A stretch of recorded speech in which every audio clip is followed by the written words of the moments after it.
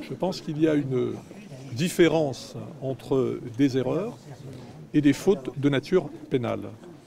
Des erreurs qu'il y en a eu de commises, bien entendu, par lui ou par d'autres.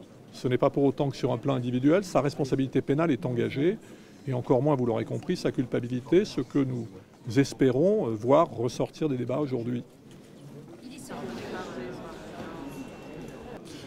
Si vous voulez, psychologiquement, comme on n'a jamais pu parler avant 25 années après les faits, c'est sûr que d'enfin être cru et de se rendre compte qu'on n'est pas seul, c'est une vraie libération et ça permet de faire cette action, tout simplement. Non, il faut passer par là. Il faut passer par là.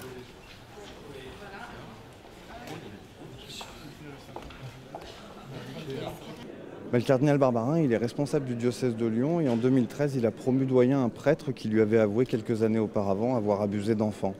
Quand on est un responsable de personnes et que quelqu'un vous avoue avoir violé, abusé des enfants, le promouvoir doyen, c'est-à-dire le mettre en contact avec beaucoup plus de fidèles et beaucoup plus d'enfants, c'est de l'irresponsabilité. Oui, tout ça m'intéresse pas trop, moi. Peut-être qu'on peut aussi prendre la parole pour des personnes qui ne peuvent pas le faire.